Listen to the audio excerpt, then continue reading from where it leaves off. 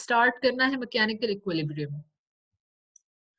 Mechanical equilibrium जो है वो हमने उसके लिए एक डायग्राम ड्रॉ की है।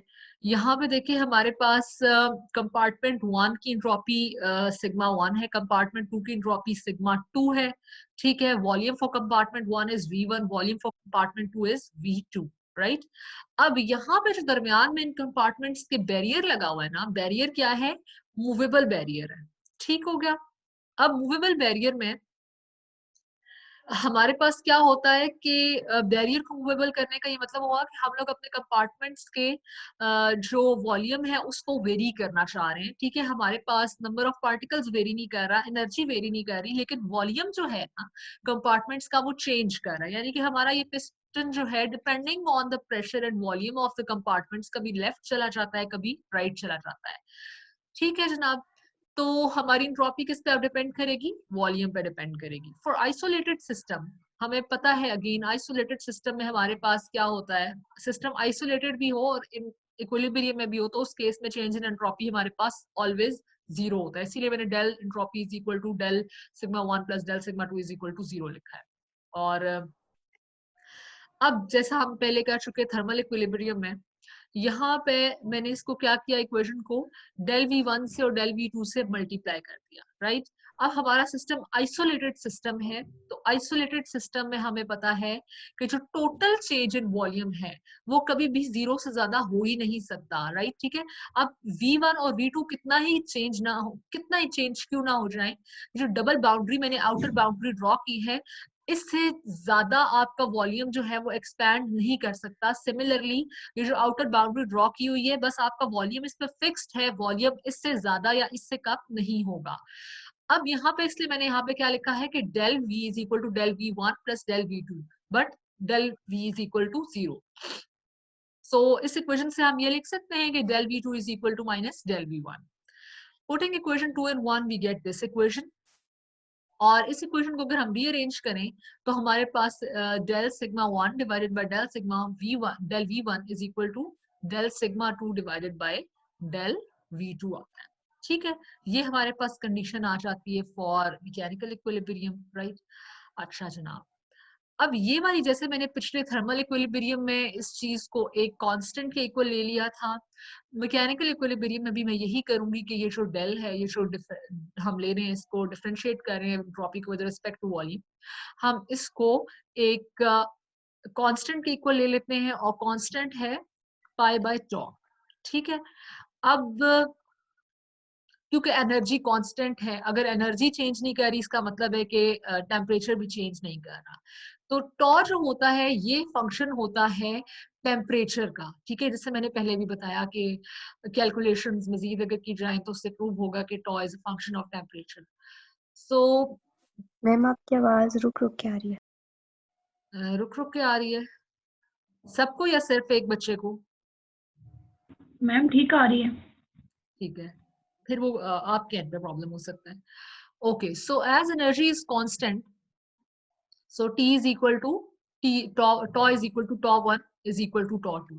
अच्छा जनाब, अब हमारे पास अब मैं यहाँ पे क्या करूंगी, ये वाली जो इक्वेशन नंबर ए है या ये वाली जो हमारे पास सारी चीजें हैं del sigma one divided by del sigma del V1, इन सब चीजों को हम क्या करेंगे, इस कांस्टेंट की फॉर्म में लिख देंगे। ठीक है, तो मैंने इनको कांस्टेंट की फॉर्म में लिख दिया इक्वेशन नंबर 3 और 4 में। अच्छा, अब जो पाई है it is actually a function of pressure. ठीक है, so we will put values from a in equation number 4 and we will get this thing. अब यहाँ पे देखिए हमें पता है कि हम पीछे प्रूव कर चुके हैं कि ये जो इक्वेशन नंबर ए है इसमें हमें पता है कि this term del sigma one by del V1 is equal to del sigma two by del V2। ठीक है, ये इसके इक्वल आती है। तो इसका मतलब ये हुआ कि जो मेरे पास ये दो इक्वेशंस हैं इनकी क्योंकि राइट हैंड साइड्स इक्वल हैं तो left hand side automatically equal हो जाती हैं। तो मैं यहाँ पे इनकी लेफ्ट हैंड साइड्स को इक्वेट करके लिख देती हूँ। अब मुझे ये भी पता है कि tau1 tau2 के इक्वल है, तो अगर ये इक्वल है तो ये दोनों कैंसिल आउट हो जाएंगे और मेरे पास पीछे बचेगा pi one is equal to pi two at equilibrium. इसका मतलब ये हुआ कि हमारे पास जब इक्विलिब्रियम कंडीशन आ जाती है तो उस कंडीशन पे हमारे पास दोनों कंटेनर्स का प्रेशर सेम हो जाता है क्योंकि उनका वॉल्यूम सेम हो जाता है, ठीक है। और अगर हमारे पास अब ये जो नीचे कंडीशन मैंने लिखी है π1 इज ग्रेटर देन π2, ये तब की बात है जब इक्विलिब्रियम रीच नहीं हुआ होता। जब इक्विलिब्रियम रीच नहीं हुआ होता तो उस केस में क्या होता है कि हमारे पास एक कंटेनर जो है, जैसे सब कंपार्टमेंट जो है, जैसे कंपार्टमेंट 1 का प्रेशर फर्ज करें π1 है और इट इज ग्रेटर देन π2। अगर ये वाला केस हो जाता है तो फिर हमारे पास क्या होता है, इंट्रोपी चेंज पॉजिटिव हो रहा है हमारे पास। यहाँ पे जो सॉरी चेंज इन वॉल्यूम जो है वो पॉजिटिव है, यानी वॉल्यूम चेंज कर रहा है, ठीक है। ये वाली इक्वेशन है ना, ये वाली इक्वेशन थी हमारे पास। ये वाली इक्वेशन कब हो जाती है, जब हमारे पास इक्विलिब्रियम रीच हो जाता है, ठीक है। अब हमारे पास इक्विलिब्रियम, अब मैं केस की क्या बात कर रही हूँ, मैं किस केस की बात कर रही हूँ, बिफोर इक्विलिब्रियम वाले केस की बात कर रही हूँ। तो बिफोर इक्विलिब्रियम वाले केस की बात करते हुए मेरे पास जो यहाँ पे इस इक्वेशन में अगर मैं वैल्यूज पुट करूं तो यहाँ पे मेरे पास क्या आ जाती थी, मेरे पास ये वाली वैल्यूज आ गई थी, ठीक है। ये वाली चीज आ गई थी। अब यहाँ पे मैंने ये वैल्यूज पुट कर दी थी। अब यहाँ पे मुझे ये पता है कि मेरे पास जो π1 है, यानी pressure in first compartment is greater than pressure in second compartment.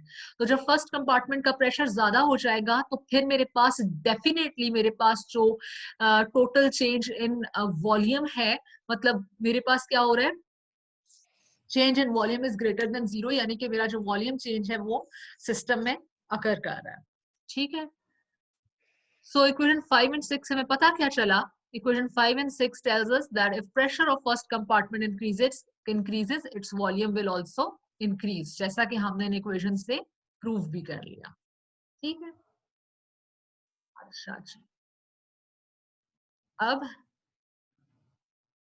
यहाँ पे मैंने जैसे आपको कहा कि मेरे पास जो पाई है it is a function of pressure, या इसको हम प्रेशर भी लिख सकते हैं, तो इसको हम आगे प्रूव करते हैं कि इसको हम प्रेशर लिख कैसे सकते हैं। अच्छा, ये वाली चीज यहाँ पे है, we know that sigma is equal to log del gamma.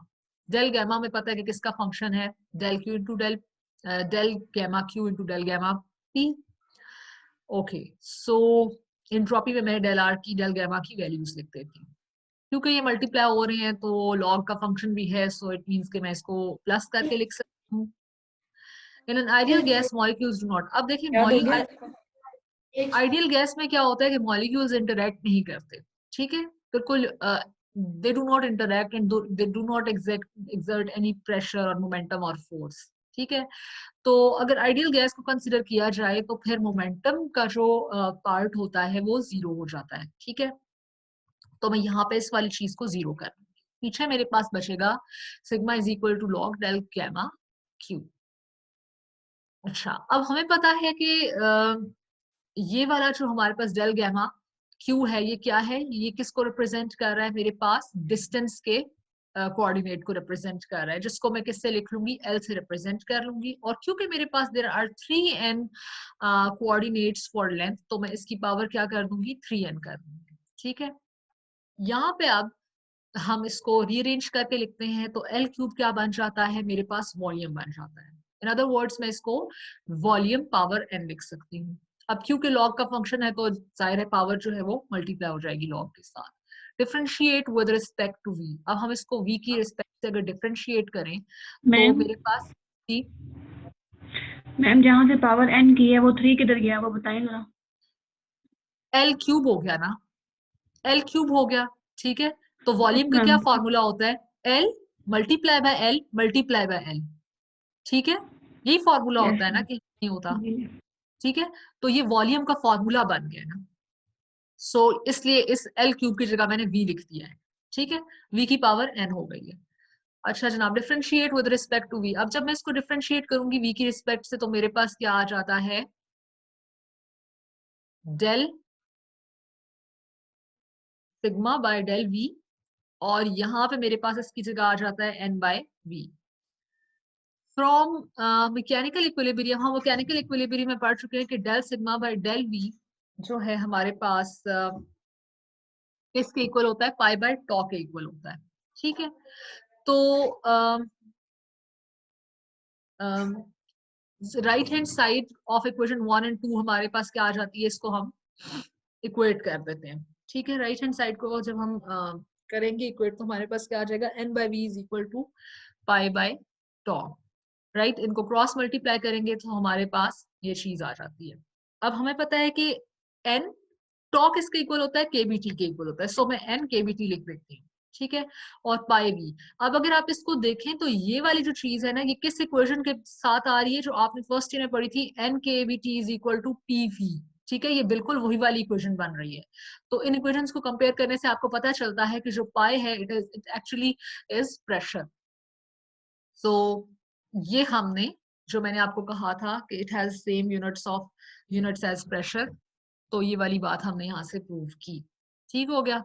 अच्छा, अब हम आ जाते हैं particles equilibrium due to particle equilibrium पे आ जाते हैं, ठीक है। पार्टिकल इक्विलिब्रियम के केस में क्या होता है कि हमारे पास एंट्रोपी जो होती है वो किसका फंक्शन हो जाती है, मॉलिक्यूल्स का फंक्शन हो जाती है। Entropy is equal to sigma n i, और एन आई क्या होता है, स्पीशीज ऑफ मॉलिक्यूल्स, यानी कि कुछ एटम्स हो सकता है हाइड्रोजन के हों, कुछ लिथियम के हों, इस तरह से डिपेंड करता है कि आपके पास जो पार्टिकल्स हैं वो किस एलिमेंट के हैं। अच्छा है जनाब, इस इक्वेशन को, ये जो इक्वेशन है इसको मैं मल्टीप्लाई और डिवाइड कर दूंगी डेल एन वन से, ठीक है। डेल एन वन से मैं इसको मल्टीप्लाई एंड डिवाइड कर दूंगी, फिर इसको मैंने रीअरेंज किया तो ये वाली फॉर्म आ गई, ठीक है, by interchanging this del and this del. अच्छा, अब हम अगर देखें तो अगर फॉर सपोज मेरे पास कंपार्टमेंट वन की इंट्रोपी डेल वन है, उसमें number of particles n i one है, ठीक है। तो मैं इस इक्वेशन को लिख सकती हूँ for compartment one and this is the equation for compartment two, ठीक है। अब मैं total entropy of system find करना चाहूंगी which is a function of particles, तो मैं इसको क्या करूंगी, इन दोनों इक्वेशंस को, सिग्मा डेल सिग्मा वन और डेल सिग्मा टू की इक्वेशन को एड अप करूंगी। एड अप करूंगी तो मेरे पास इक्वल टू जीरो आता है, क्योंकि हमें पता है कि हमारा सिस्टम अब इक्विलिब्रियम को रीच कर चुका है, और जब सिस्टम इक्विलिब्रियम को रीच कर जाता है तो उस केस में हमारे पास एंट्रोपी का चेंज जीरो के इक्वल आता है। अब ये इक्वेशन नंबर वन आ गई मेरे पास। अब यहाँ पे हमें पता है कि एन आई जो है दैट इज एक्चुअली जो टोटल नंबर ऑफ पार्टिकल्स सारे सिस्टम में प्रेजेंट हैं वो क्या है, number of particles in compartment one plus number of particles in compartment two, और total change in number of particles भी जीरो हो जाएगा। जाहिर change number of particles is not changing at all, ठीक है, तो वो तो हमारे पास होगा ही जीरो। अच्छा जी,